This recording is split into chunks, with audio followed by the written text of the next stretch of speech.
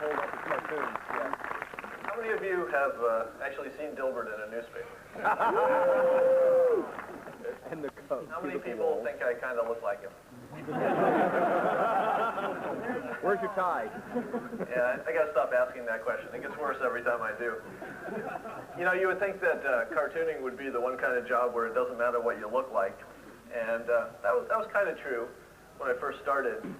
Newspapers would do kind of friendly little stories about the new cartoonist, knowing, of course, that you'd be out of business in a few years, and so it was kind of like a lost puppy story, and they'd be very kind. But lately I've been finding as the number of newspapers has increased and I'm getting more press that I'm discovering what I call the Bill Gates effect. And basically the way that works is the more successful you are, the uglier you get.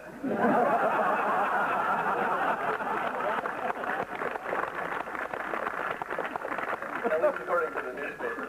I started finding this out about a year ago. The New York Times did a story. And they decided that they needed to, although they had a picture of me, they decided they needed to kind of summarize my entire physical being in a sentence. And the sentence they chose was pale and bespectacled. And then went on to make fun of my clothing. But it started getting really bad when the Wall Street Journal picked up an article and they did one of those little dot pictures on the front. I don't know if you've seen those. And it's kind of an honor, except I didn't realize it until afterwards, but apparently the artist who does those little dot pictures is a bitter cartoonist himself. And I believe he has an aquarium in his house because it kind of looks like me from the forehead up, but then there's some aquatic thing happening there that's rather embarrassing. But the absolute worst was the San Jose Mercury. They decided they were going to Yeah, that's just what I say when I they decided they were going to do a big story and it was going to be on the front page, so I was pretty excited. And they also, of course, felt that they needed some physical description of me. And this is how they chose to describe me. They said, he's not at all like Arnold Schwarzenegger. They said the bald spot on the back of his head is marching toward the bald spot on the front of his head, like Patton toward Montgomery. And you haven't had a truly bad day until you wake up and see a World War II analogy to your scalp on the front of your San Jose Mercury. It's a special moment for me. Anyway, what you're going to hear in the next few minutes that we have here together is I'm going to tell you a little bit about the steps I took to become a syndicated cartoonist. I, of course, will leave out key steps so that you can't duplicate it. And, you know, not my competitor. I'm going to show you a little bit of the cartoons that got me in trouble for reasons that I think will be obvious when you see them, and some that probably should have gotten me in trouble, and I still don't know why I haven't. And depending on our time, I may have time to teach you a little bit about my secret formula for writing humor. I do this as kind of a public service, as I notice that many of you look like boring people. And, and if you don't do it for yourself, you know, think of your friends. Anyway, let's just test one, just so you can see, if you can see, and to give you one more chance to readjust your seat if you can't see that. Let's go to this one just to warm up. I have to give a speech to the Society of Engineers today. I'm a bit nervous. Sometimes you can relax by imagining the audience is naked. Oh, cancel that. I just pictured 400 naked engineers.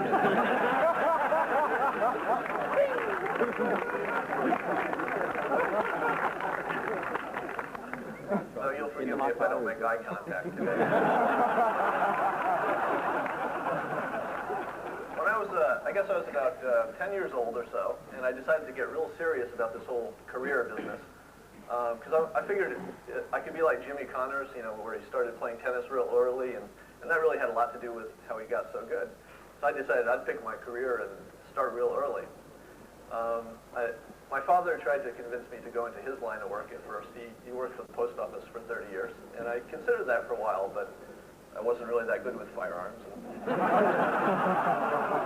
decided that I would kind of explore it on my own and find out what were the best options. And I found out a funny thing when I looked into all the great jobs. I found there was a funny coincidence, and that is that all the really good jobs it turns out, you can do it in your pajamas. You know, if you think about it, if you think about the best job you can think of would be Pope. Another good job would be Supreme Court Justice. Bathrobe situation there. Then you've got Hugh Hefner, head of the Playboy Empire. You know, pretty good job. And then you've got cartoonist, kind of the big four, I like to think of it. So naturally, I looked into the whole Pope option for a while, and it turns out there are a lot of unwritten rules about being Catholic. I thought about lying on my resume for a while, but it's exactly the kind of thing they're going to check. So I kind of ruled that out, looked at the Supreme Court Justice option for a while. But when I found out about the whole Senate confirmation thing, turns out that this can really put a limiter on what videos you rent later in life. I don't want to deal with that. So I looked into the whole Hugh Hefner, head of the Playboy Empire option for a while. And if you think about that job, you wake up in the morning, beautiful women everywhere all day long, beautiful women, and all night, beautiful women. And I thought about that, and I thought, no, cooties. That was not the kind of risk I was willing to take at the time. So it kind of came down to becoming an artist, a cartoonist. And so I did what anybody would do. I applied to the famous art school for young people. Here's my actual application. Now, this will be the only one that you can't read at all. But I show this only to prove that it's true. Under number 9, it said, why would you like to become an artist? I said, it could be a good job when I get older. I like to draw. And as you know, that was a lie. I wanted to be Pope. Instinctively, I knew that was the wrong thing to put on the application. So here's actually some drawing that I did. I drew the little guy in the car there, and I did the writing also. The pot and the pot. A lot of people would have stopped with 2, but already feeling a bit of a prodigy. And then that was the original Dilbert. You can see there, he was transmogrified quite a bit. If you can see from the bottom, I got a B on that page, but as it turns out, I was rejected by Famous Artist School for Young People because, as they explained to me, you can't be a famous artist until you're at least 12 years old. And I was not. So I was kind of crushed, and I decided that rather than becoming a famous artist, I would concentrate on getting a job with a huge faceless corporation that would suck my life force out of my body.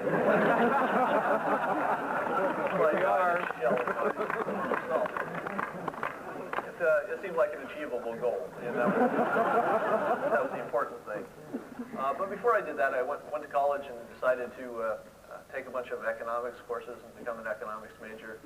I discovered later that if you take enough classes in economics, eventually you'll become a cartoonist, but it's kind of an indirect thing. I did take one drawing class in college. That was my only formal training. I got the lowest grade in the class, which surprised me because I was always the first one done with all the assignments. I thought that should count for something. But anyway, I went off and got a big job at a bank first and then later at Pacific Bell, and forgot about this cartooning thing. But one day I just got the bug, and I decided that I don't know why. I don't remember what I was thinking, but I just decided one day that I wanted to get one cartoon published in one place, just in a magazine or something, before I died. That was my only goal. But of course, I didn't know how to do that. And as luck would have it, you know how sometimes when you're thinking about a goal, sometimes coincidences seem to happen, just because you notice things that maybe you wouldn't have noticed. I came home one day and caught the end of a TV show on how to be a cartoonist. And I missed the entire show, but I got the closing credits, and I wrote down the name of the host, and I tracked him down and found him at his studio and wrote a letter to him and said, how do you be a famous cartoonist? I would like to be one. And he wrote back a long letter. He answered all my questions and said, buy this book, submit materials this way, use these kinds of pens and paper. So I followed all this advice, and I whipped up a bunch of cartoons, and I sent them off to the big magazines, and they came back in 20 minutes, I think, something like that. This is where I learned that, you know, your finer publications actually have an agent in the post office to save it. So I gave up on the whole thing, put all my materials away, figured that I legitimately tried at that point, and didn't feel bad about it, just forgot about the whole thing. A year later, having done nothing with this cartooning business, I get a letter, just out of the blue, from the same cartoonist who had given me the original advice. Now bear in mind that I had not even thanked him for the first advice, so it was kind of unusual that he would write again. And his letter said that he had been looking through his files, and he saw the original letter I'd sent to him and some samples I'd sent. And he said that he just wanted to make sure I hadn't given up. That was the only reason he wrote. So I got all excited because I realized that up to this point, the only positive encouragement I'd ever gotten was from family members, and in my case, they're all liars. If you think about it, these are the people that brought you Santa Claus, Tooth Fairy. You got a whole legacy of lies here, but here's an actual complete stranger who was saying good things to me, expecting absolutely nothing, even a thank you, because I hadn't even thanked him for the first letter. So I got very excited. I decided that I would raise my sights. Rather than being rejected by mere magazines, I would try to become a syndicated cartoonist and be rejected by major cartoon syndicates, which seemed like, a much loftier goal. So what I did was put together some samples. Here's actually the cover page of the first ever Dilbert as it was sent to the cartoon syndicates. Now the way that a cartoonist becomes syndicated, you get a contract with a major company called the syndicate, and they're the ones who sell it to the newspapers. So the big break for a cartoonist is that the syndicate gives you a contract. So I sent this in and waited for the phone to ring and the riches to roll in. And sure enough, the phone rang. And I got a call from an editor at a major cartoon syndicate who called to suggest that I take art classes. True story.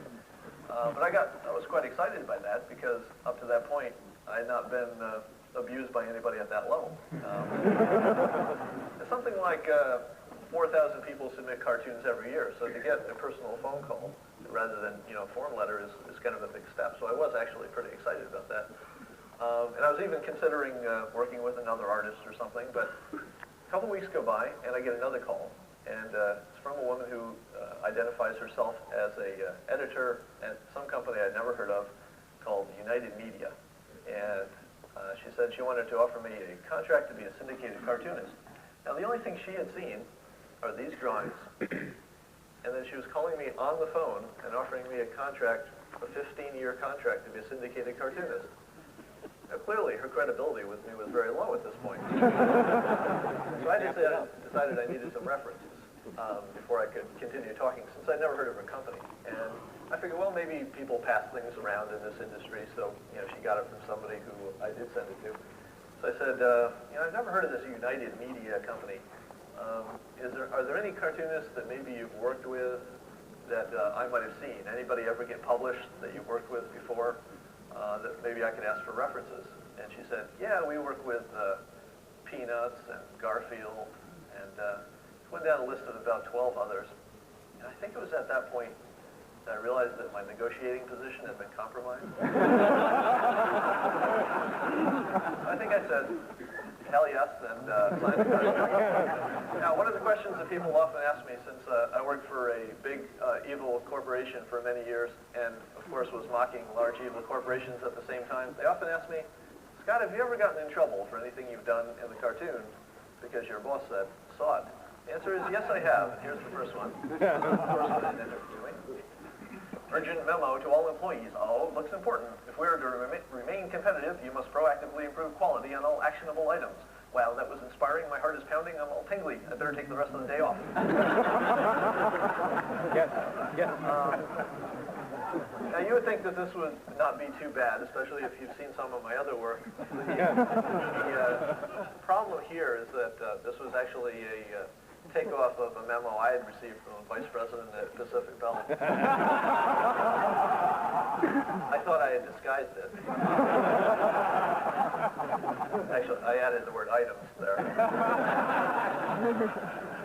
But it turns out, although the vice president did not recognize it because he didn't read the newspaper I was in, because I wasn't in very many newspapers locally at the time, but a member of his staff did think it was a pretty funny cartoon and decided to cut it out and make copies and pass it down at the big staff meeting, which was kind of a career-changing event for me. Now, I didn't find out about this until later, but apparently what happened, since I wasn't at that staff meeting, is the vice president called my boss aside and said, and I quote, "Put a black bead in the Scott Adams column." Now, I don't know exactly what it means to have a black bead in my column, but I do know I had some really bad assignments for about a year after that. And it wasn't until the year had gone by, nobody had ever talked to me personally about the fact that I had apparently nearly gotten fired, and there were only some last-minute negotiations that allowed me to keep my job, unbeknownst to me. But my boss was going to a new assignment, and he decided that he could now reveal to me that this had happened. And so he told me the story about the black bead being put in my column by the vice president. And so that's when I did this next cartoon. Job security. You've been randomly selected to have lunch with a senior executive of the company. This is how the executives show that they're regular people, just like you and me. And then at lunch, I can squash you like a bug. We'll go to the next one here. That didn't seem like enough, did it? This is day 2. How was your lunch with the executive vice president? Everything was fine until the food fight. He started throwing au gratin potatoes. I countered with an ear of corn to his head and ran for the exit. When I left, he was face down in the clam chowder, and the kitchen staff was singing Ding Dong, the Witch is Dead.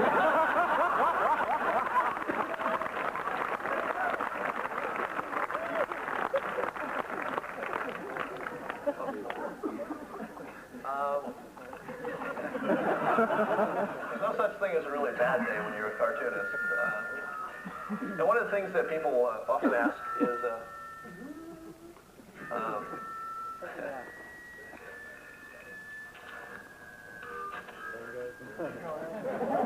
keep going. A new cartoonist to learn is where the boundaries are.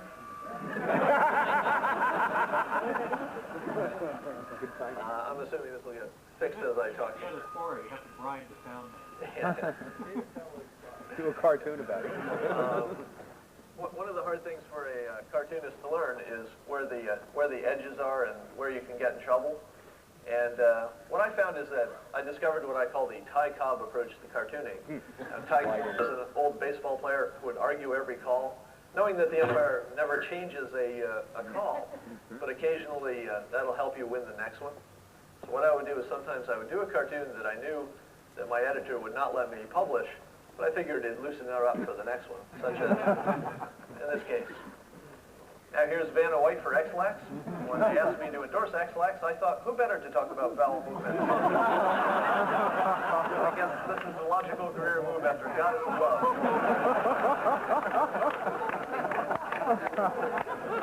Now, there are also some special interest groups who are especially fearsome, and occasionally I'll send in a cartoon and my editor will look at it and say, oh no, you can't do this. This is a group we've had run-ins with in the past, and although they don't seem dangerous, they can be very, very litigious, and their lawyers will just be all over you. So here's one that never made it in the newspaper. Would you like to buy some cookies, Mr. Dogbert? How can I be sure my money won't go to support terrorist acts in other countries? You're confusing this with our bake sale.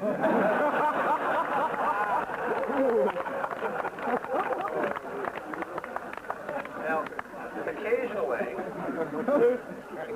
there'll be a cartoon where I'll submit it and my editor will say, no, you can't run this. But then there will be some negotiation that goes on and something will get changed until finally it's okay. So I'm going to show you one of those cartoons. So you're going to see it the way it did show up in the newspaper, and then I'm going to tell you how I originally submitted it so that you can see just how bad my judgment really is.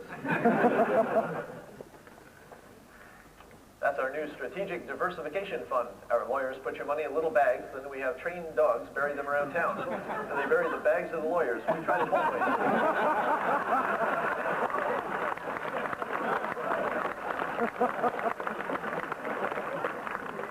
Now you might ask yourself what was different about this cartoon. Originally, instead of our lawyers put your money in little bags, originally it said senior citizens put your money in little bags. Oh. Yeah, the editor's not always wrong. Now, occasionally, you probably know if you read Dilbert that he has not had the most successful romantic life. I tried to solve that early on, but of course, being that it's in the comic pages, you can't do anything overt for Dilbert to lose his innocence. But I thought I wanted to kind of suggest that it might have happened in a kind of obtuse way. But my editor decided that, given that I was a new cartoonist at the time, that she didn't want this one to run, but I think she should have. Dilbert, I need your advice. I've had torrid romances with half of the men in the department this year. Should I seek counseling? Oh, I'd give it another year.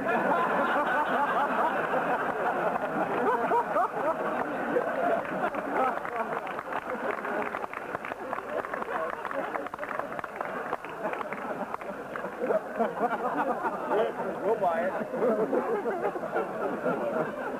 I can always tell when I'm dealing with the crowds that are better at math. I did this talk to some technical writers, and it took them a little bit longer.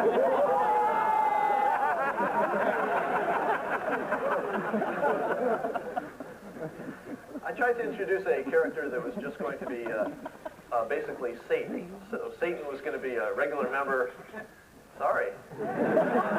of the Dilbert cast. And my editor looks at it and she says, oh, no, you can't have Satan as a member of the cast. Somebody's going to think you're in league with the devil. They're going to think you worship Satan. There's going to be this whole, Procter and Gamble thing happening. You don't want to do that. So I ended up negotiating with her until finally we softened the character until she was happy that I could get away with it. And we came up with this guy.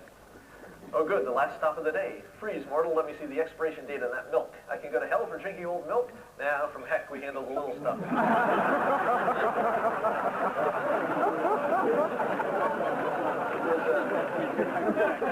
very important here that I soften that scary pitchfork, with all its sharp points into a spoon. Now, there are a category of cartoons that I call collectively the sound-alikes. That is to say, there's nothing wrong with the cartoon itself, so there's nothing naughty with it. But if, for example, let's say, for example, you were a pervert, you might come to a different conclusion than what the author intended.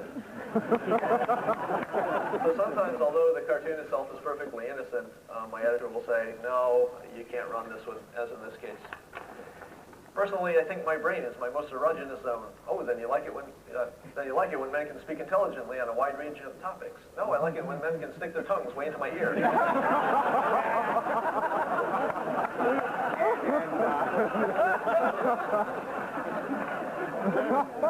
See if you can guess what group or groups were offended by this cartoon. Here we have a lab rat, specially bred to be susceptible to peer pressure. How about a brewski? I don't drink. All the cool rats drink beer. Okay. There's more to science than just hurting animals, but frankly, it's the part I like best. Anybody want to hazard a guess here? Who's offended by this? Any guesses? Beer industry. PETA, beer industries. Yeah. Scientist is the correct answer. I got an angry letter from a woman who said, you're making it seem as though scientists like, she was a scientist, she said, scientists like us, we only like to hurt small animals, and that's not true. So I did this next cartoon.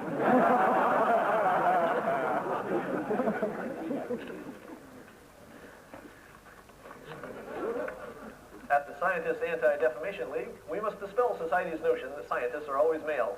Unfortunately, our membership is totally male because all of you joined just to meet women. Any ideas? Maybe we can merge with the aerobic instructor Anti-Defamation League.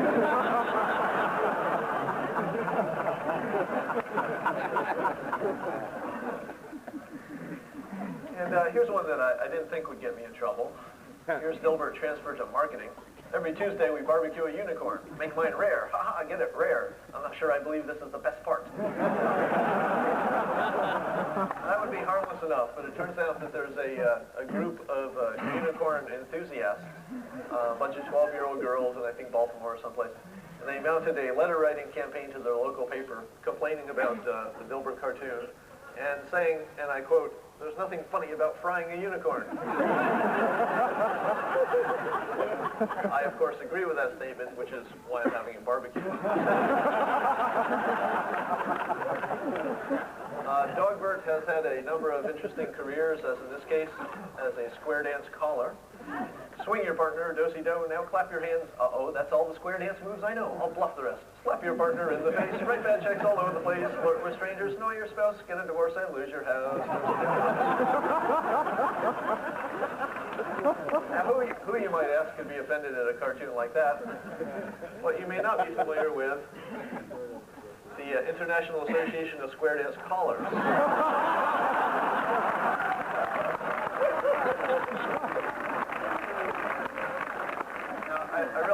can't read that, so let me just read the one paragraph that I think sums it up. It says, square dancers and their colors do not deserve the negative press extolled by cartoonist Scott Adams. If he has had a bad experience with square dancing, I can assure you that it was a very, very isolated incident and not at all representative of the activity. Ironically, that was my one bad experience. A bit of explanation before you see this next one. I have a unique editorial situation in that first my cat Sarah looks at it, and she usually slides off my drawing board. If she doesn't destroy the cartoon in the morning, I'll send it into New York, where my editor will look at it for the first time by a human, and then she has two other editors look at it. By coincidence, all three of my editors in New York, plus my cat, are female. I get an advantage from that, I think, in that there's some cartoons that I believe a male editor probably would not have let me run, as in the one you're going to see. But this, she only let me run this one with a negotiated change that I'll tell you about in a moment. Don't mind me today, it's almost time for my friend to visit. That's funny, I would think you'd be in a good mood if a friend were going to visit. She's like Puffy, but she's struck like a cobra.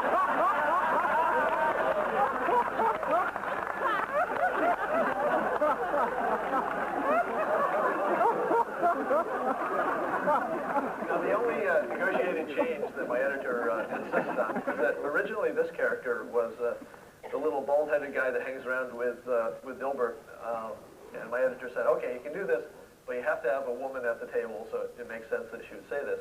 Well, being the lazy cartoonist that I am, it seemed the easiest solution was to give Wally a little hair. Then there are some cartoons that I always think will get me in trouble and haven't yet, and I'm still disappointed, as in this case. I'm always nervous on blind dates. Hi, I'm Judy. You must be Dilbert. Hi, how do I look? Fetching.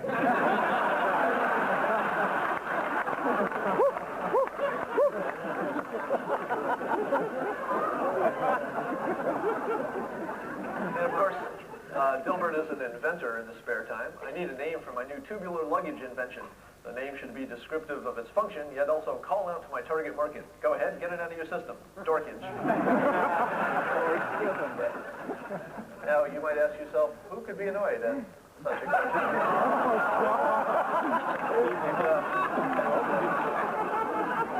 You may not be familiar with the Kenneth J. Dork family. You are. I show this just so you can see it's real. Let me summarize what his letter said. Mr. Dork writes to inform me that there are many people with the surname of Dork, and that they don't appreciate it when their name is used in this kind of way, and it goes on to insist on an apology.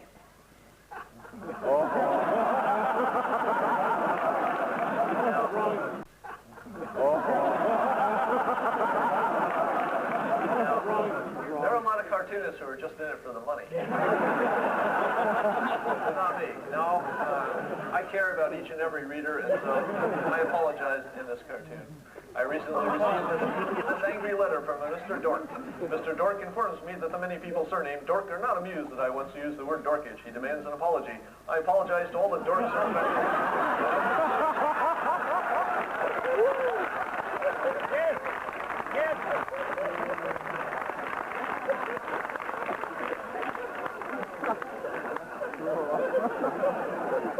Here's one that got me in trouble at the same time that Disney had a major motion picture on the same theme. We're alive. We must have been thrown clear when the jet hit the mountain. I'm Captain Bob. Sorry about the crash. What are the odds I'd hit the same mountain on every flight? Captain Bob knows how to survive these situations. Nice folks. I'll eat them last.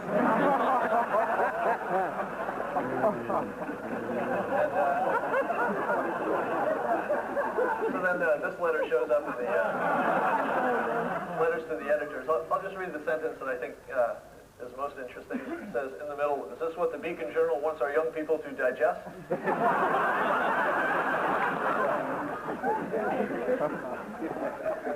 This next one is a cartoon that you might think you've seen if you follow the strip, but you didn't see it exactly this way. I hired a professional to help us design our product interface. His last job was as an international terrorist. It's not a perfect fit, but he went to Yale. So, I hear you went to Yale. I just got out last week.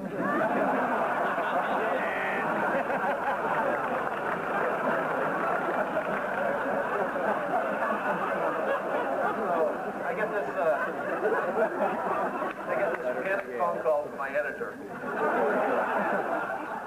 She says, oh no, we got trouble here.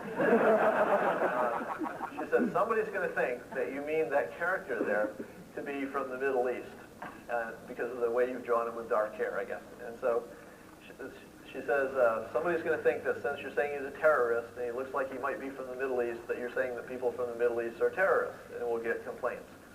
So I'm thinking, well, if that's not what the artist intended, how could anybody get mad at that? You know, that would be their own interpretation. But, you know, logic doesn't really, you know, matter in these kinds of situations. So I'm sensitive to wanting to change it, but I had already drawn 3 in the series and submitted them, and I am, as you know, the lazy cartoonist. So I tried to negotiate with her and tried to find any way that we could save these things short of actually redrawing it all or rewriting the whole thing or throwing it out. We negotiated and negotiated until finally we came up with this solution, which is essentially the same cartoon except for the 3rd panel where I added this sentence. So, I hear you went to Yale, Sven. There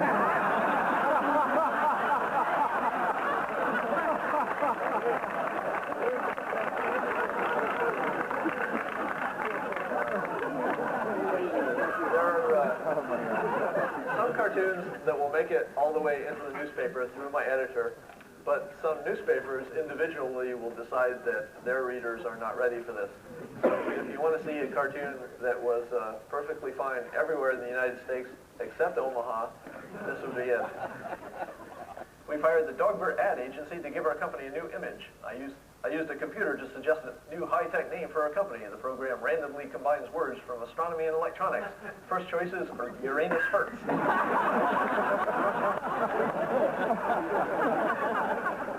Poor Omaha.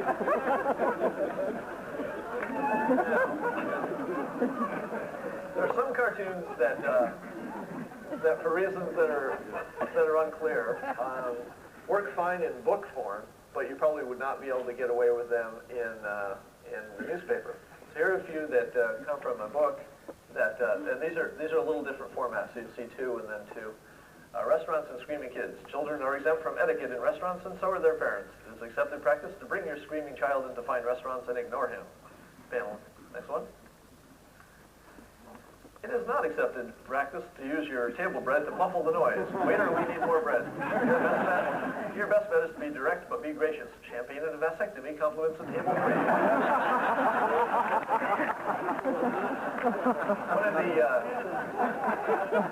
One of the great kind of goals and also great fears of cartoonists is you're always trying to find this little nugget of truth that everybody's thought about, but nobody's really talked about yet, so you can be kind of the first one to identify yourself with it. So here's a case where I thought at least half of the population would identify with it, but when I put it out there, I was really worried because when it was too late to call it back, I thought, maybe I'm the only one. This one's called Sitting on the... Sometimes the combination of temperature and ill-fitting clothes cause a guy to sit and scrunch them in mixed company. He has 3 options. Number 1, tough it out. Number 2, divert and correct. What is that up there? Explain and then correct, which is not recommended. In a moment, I'm going to do something that may seem unusual.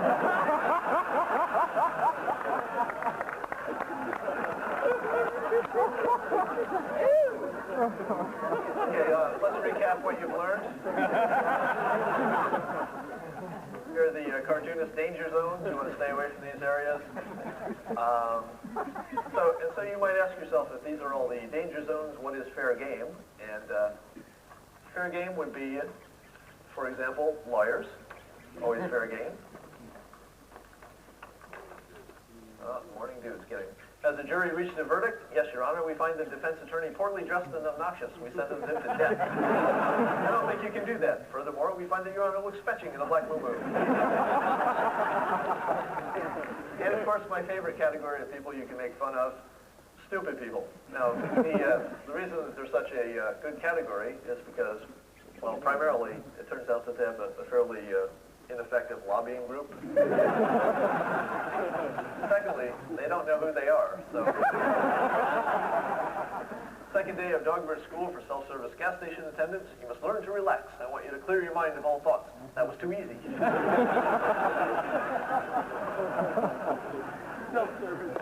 This next one is one that used to have a point, but I just like it, so I'm going to show it to you. Ratbird's Journal. Day 1, I've disguised myself as a chihuahua so I can experience their lifestyle and make a movie. I have already seen the senseless prejudice and brutality against an innocent chihuahua. This morning, I slapped myself with a rolled-up newspaper for no apparent reason. It was strangely satisfying. And of course, you can always make fun of rich people, as in this case. I love being rich. I'll give you $10,000 if you wallow in that mud puddle. I don't see how rich people ever get bored.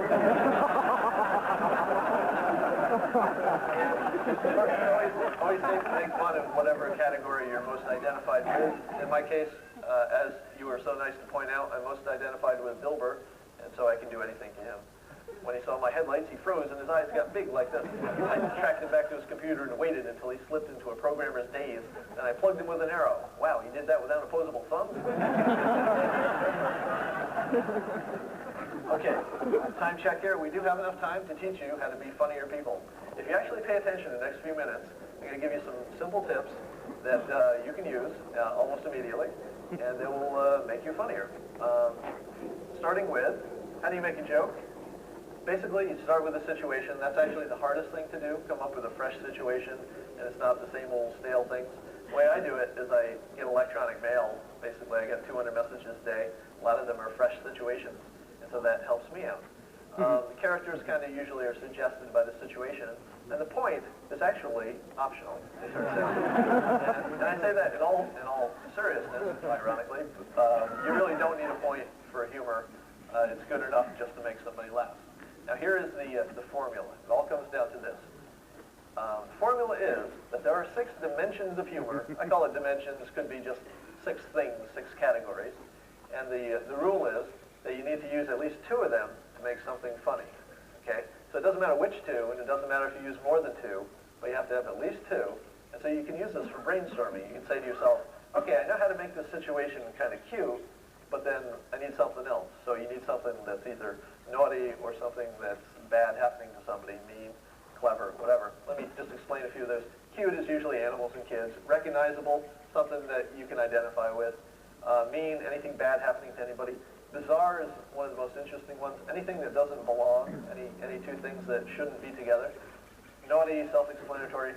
Within the category of clever, that could be anything like a play on words, a pun, any exaggeration. And the best way to exaggerate is not to exaggerate one level, but as I'll show you in an example, to go a second level, kind of beyond where you think somebody is going to possibly exaggerate. When you can't exaggerate anymore, one extra step, that's usually the one that gives it humor. So I'll give you an example of this. Oh, and also, I found that if you're doing humor, there are some emotions that are funny and some that are not. All the ones that you wouldn't want to admit to on the left, those are the ones that usually work in humor. And the ones you want to stay away from are all the big ones that you really care about, like joy and sorrow and hate. And that's out of order here. Let's see. Should be looking for the one that's got... Actually, we can do these out of order, and then we'll get back to another point.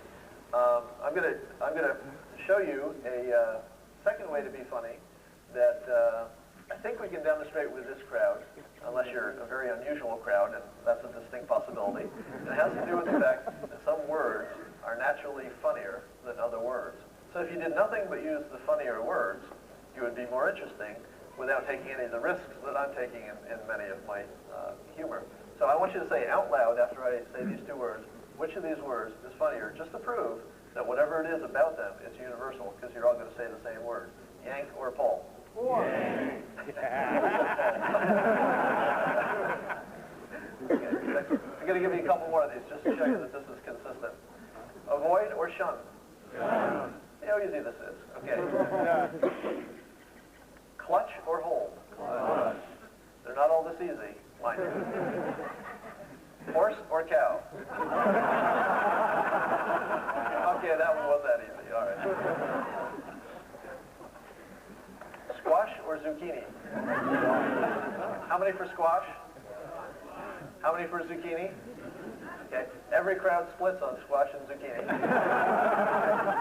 and I use that as further evidence that whatever it is that's about these words that makes some funnier than others, it's very consistent because every crowd is completely in agreement, except for a poll, up to the squash or zucchini question, which is really, is defining. Okay, so you can see that there is something funny or unfunny about some words. And in fact, if you can't remember which words are funny, you can always default to which letters are funny. I find those letters which work best in Scrabble are the funniest letters. And do we have anybody here named Bruce? Okay, good. I usually like to check to see if I can get him alive, because you notice that Bruce is a funny word, whereas Martin is not. Important, no. Okay. Here I'm going to show you an actual Dilbert cartoon, the way it was written, so you can see my thought process and how I used the formula, the 2 from 6. What I did was I started with a situation that is, you know how your boss sometimes says to you, employees are our most valuable asset? Now you know you have a good situation when the straight line makes you laugh. So I started with this setup. The first panel, of course, is just the setup. I've been saying for years that employees are our most valuable asset. Okay. Now, I decided to go down my list, as I always do, and said, okay, what would be bizarre, what would be mean, what could be cute, naughty? And I decided that I would have the boss saying this. Turns out that I was wrong. Money is our most valuable asset, and employees are nice.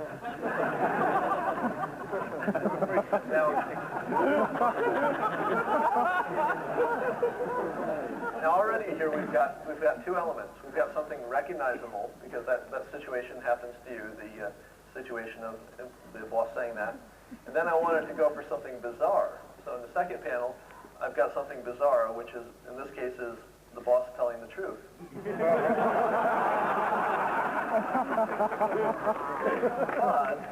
I kind of peaked too early. So I was kind of done with this one, and unlike some cartoonists who actually plan what they're going to write, I kind of have that blank space in the end. So I decided that I would go for yet another dimension. So I decided that I would go for exaggeration. And remember, the rule of exaggeration is that one level of exaggeration doesn't quite work. You need whatever that second level is. So I had Wally saying, I'm afraid to ask what came in 8th. Now, whatever the answer to this question is, has to be something that is so insignificant, so amazingly unuseful, that by comparison, if the employees are worse than that, then they are truly unimportant. So I started brainstorming, and I thought, okay, what could be very unimportant? And I thought, how about those little yellow sticky notes in the office? And I thought, well, I'll try to go a day without those. Not so easy. I thought, okay, the employees are less important than the stapler. You know, it's just nothing was working until finally I brainstormed about everything I could. And this is the part that kind of does not conform to the formula.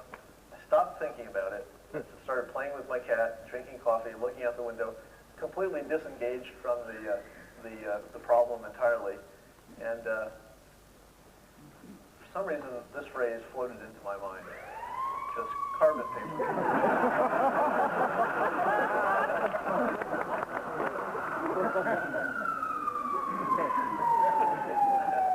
Let me switch gears here and show you a few cartoons that come directly from my personal life. People are always asking me, which ones did you just kind of make up out of thin air, and which ones actually happened to you personally? So I'm going to show you some cartoons that really happened to me, except in some cases I changed the third panel or a word here or there.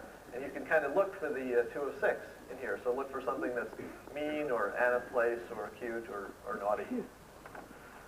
Let me show you where the information is in your binder. First, I'll need a good load of saliva on my page-turning hand. Maybe you can show me in your binder. Can't. Somehow my pages all got stuck together. That was my coworker, Bernie. Okay, the staff meeting is over. Does anybody have any meaningless, rambling questions? Johnson, how can we work as a team to achieve total quality without sacrificing customer focus? How many people would like to see me make Johnson fetch the stick?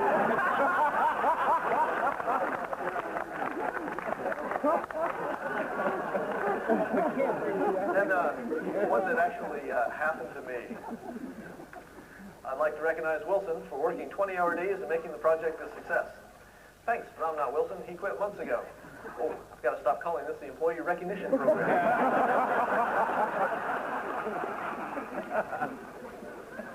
This next one from a meeting of some lab people that I worked with. I think it was 50 gigabits. I think you mean megabits. Ha ha ha ha! We're so fun-loving, you'd think one of us would have a friend outside of work. I had a coworker named Dave who was very proud of his appearance, and I once had the amazingly bad manners to ask him if he was cutting his own hair. Turns out not a good thing to ask. What happened to your head, Dave? I'm cutting my own hair now. I'm not too far along the old learning curve, but at least I'm saving money. How much did you save? Not counting the divorce and therapy?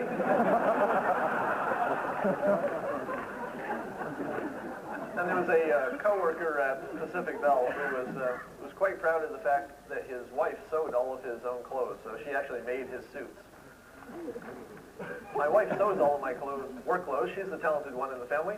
She hates you, doesn't she? Why that?